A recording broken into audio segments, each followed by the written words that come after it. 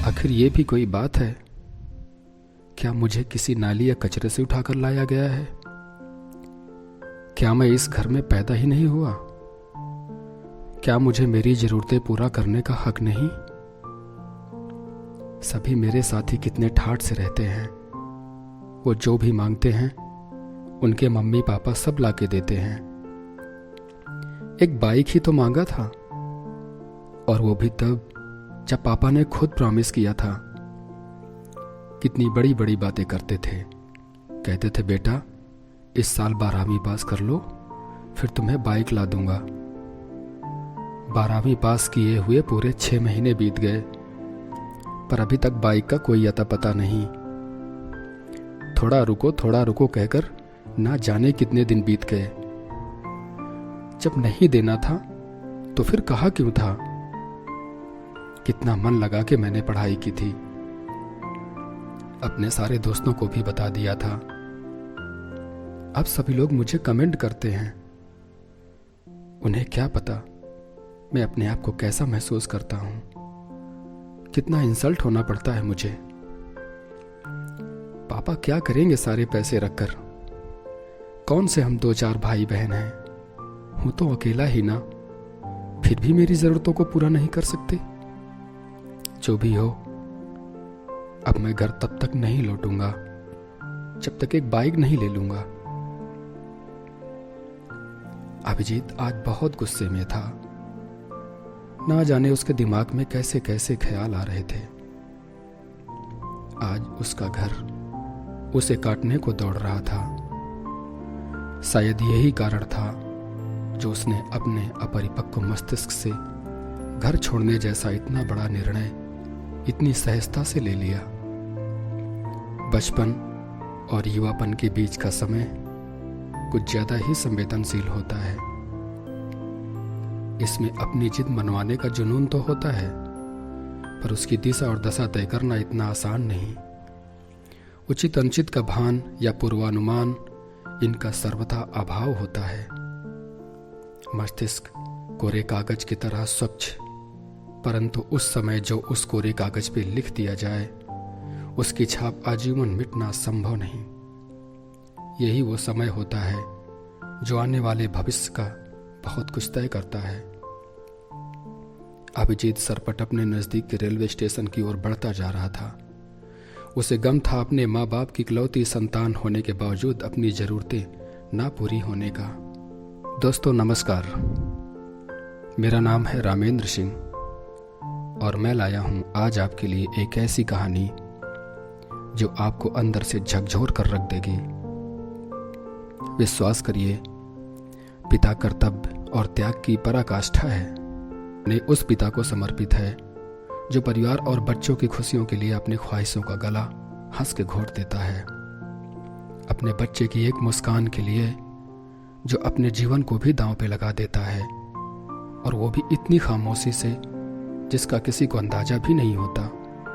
मुझे लगता है जीवन के मूलभूत मूल्यों पर आधारित इस कहानी को आज आपको पूरा जरूर सुनना चाहिए। अभिजीत अपने माँ बाप की इकलौती औलाद, जिनको संतान का सुख उनकी शादी के लगभग 10 साल के बाद अभि नाम के एक छोटे से बच्चे के रूप में हुआ जो आज अभिजीत है।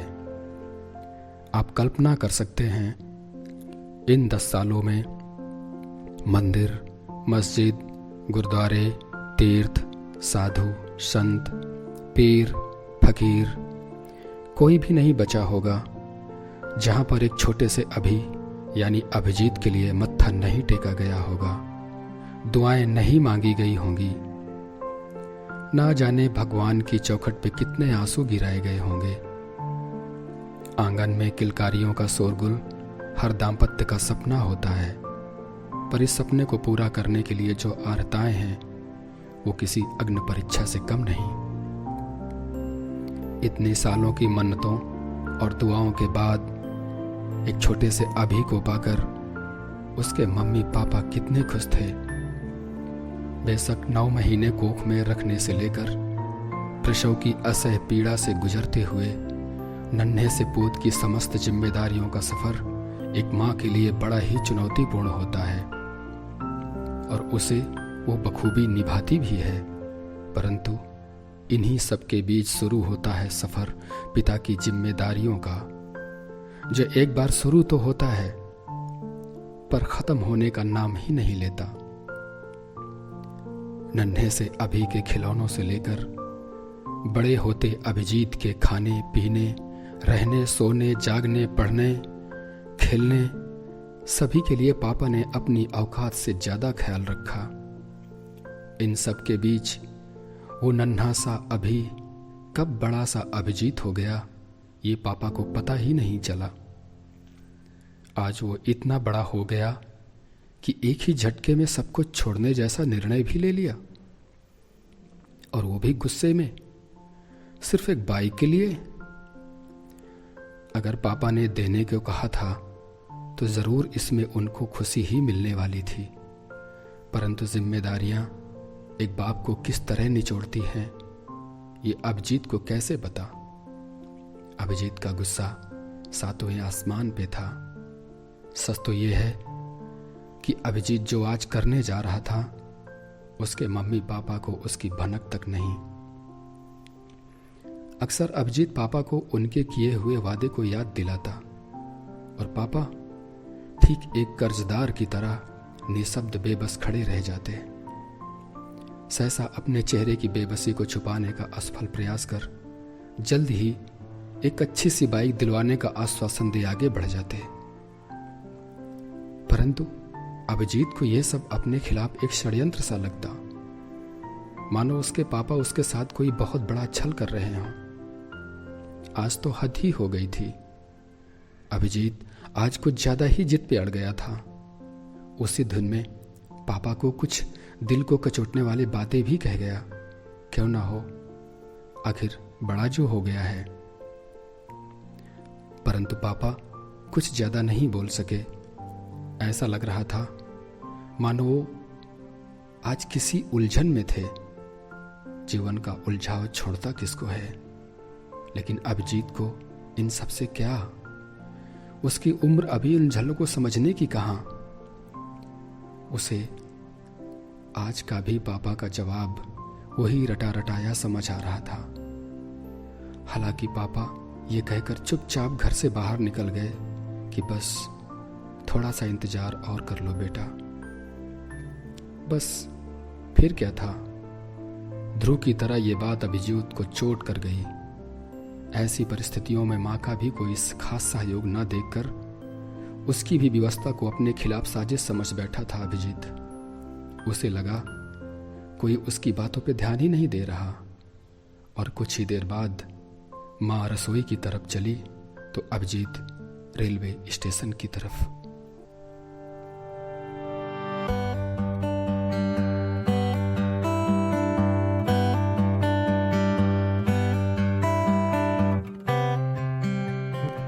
अभिजीत के घर से स्टेशन की दूरी ज्यादा नहीं थी, अतः मन में उठते तरह तरह के अर्थहीन तर्कों और विचारों के साथ वो तेजी से स्टेशन की ओर बढ़ता जा रहा था।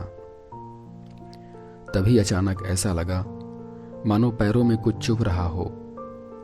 उसने जैसे ही अपने पैरों की तरफ नजर डाली तो देखा जल्दबाजी में पापा के ही जूते पहन के आ गया था। पहले तो थोड़ा रुका, लेकिन गुस्सा इतना तेज था कि फिर बड़बड़ाते हुए आगे बढ़ गया।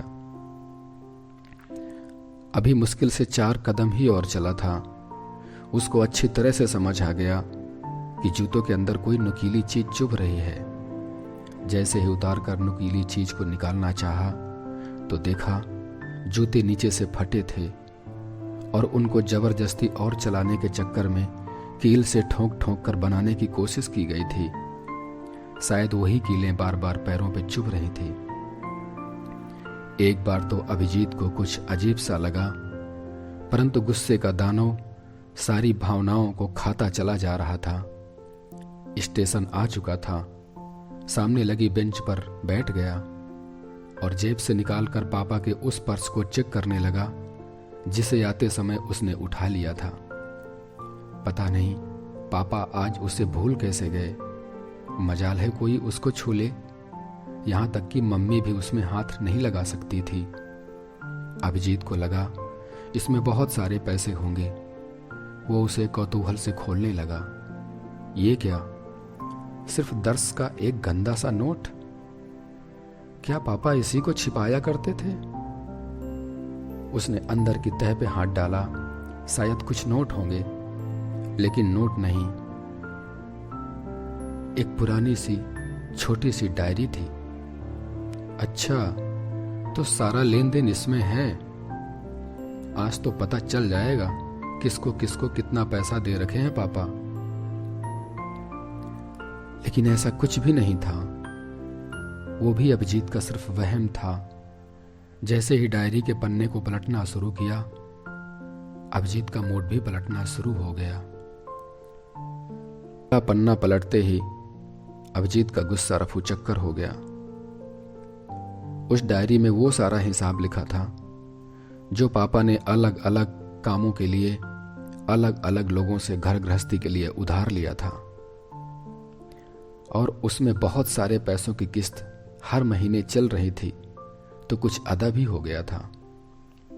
उसी लिस्ट में कंप्यूटर के लिए भी पैसे लिए गए थे, जो कुछ इस तरह लिखा था, 50,000 बेटे के कंप्यूटर के लिए।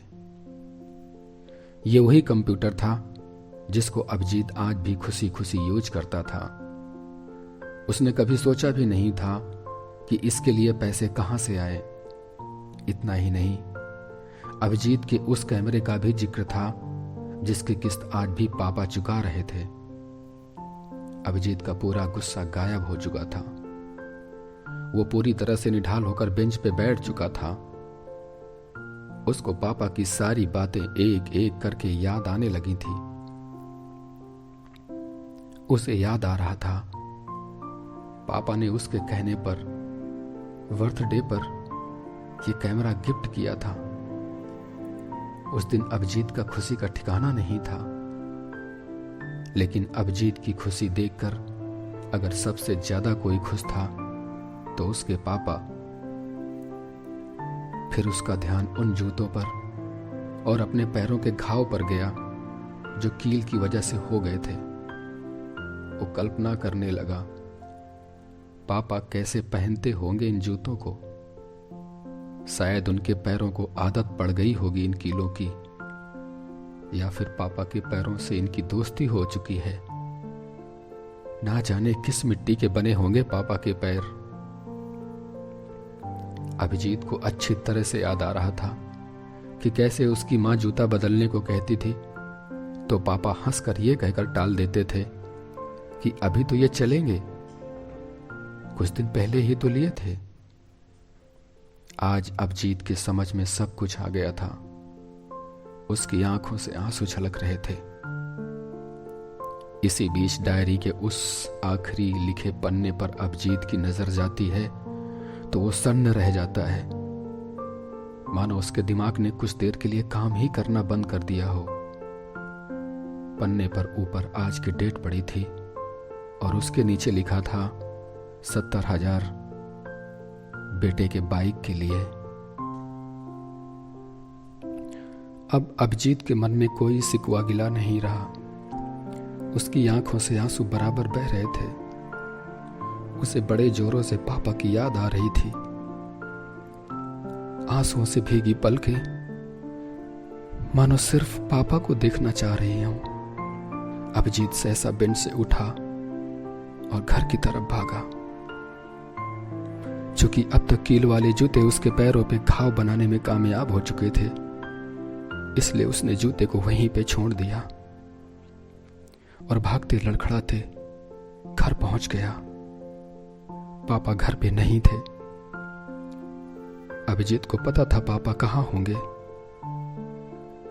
वो जल्दी जल्दी बगल वाली बाइक एजेंसी पे गया जहां उसके पापा थे। उसने दौड़कर पापा को गले से लगा लिया। आंखों से आंसू रुकने का नाम नहीं ले रहे थे। अभिजीत रो रो कर कह रहा था, पापा नहीं चाहिए मुझे मोटरसाइकिल, बस आप अपने लिए जूते ले लीजिए। मेरे लिए बाइक का कोई मायने नहीं। मेरी जरूरत सिर्फ आप हो पापा, सिर्फ आप। दोस्तों, ऐसे होते हैं हमारे पिता। मैं सिर्फ इतना कहना चाहूँगा कि माँ तो ममता की मूर्ति होती है, जो खुलकर बच्चे से प्यार करती है, उस पे प्यार बरसाती है। लेकिन एक शख्स ऐसा भी है जो हमें छुप कर प्यार करता है, और वो है हमारे पापा। परिवार का एकमात्र ऐसा व्यक्ति होता है जो अपनी हड्डियों को गला देता है अपने बच्चों की जरूरतों को पूरा करने में। खुद की इच्छाओं को मारकर बच्चों के लिए सपने देखना, बच्चों की खुशी में खुश हो जाना, ये सब कोई कर सकता है तो सिर्फ एक पिता। दोस्तों, मेरी आप सभी लोगों से गुजारिश है, अगर आपके पास माँ बाप हैं तो यकीन मानिए आप दुनिया के सबसे दौलतमंद इंसान हैं। अपने माँ बाप की भावनाओं का सम्मान करें। उनकी कीमत उन लोगों से पूछिए जिनकी किस्मत में माँ बाप का प्यार नहीं, माँ बाप का साया नहीं।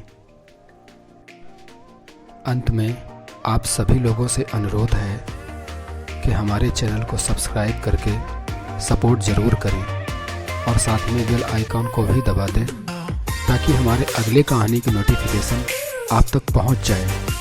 कहानी आपको कैसी लगी हमें कमेंट करके अपनी राय ज़रूर दें। हमारे इस वीडियो को लाइक करें और शेयर भी करें। धन्यवाद। जय हिंद।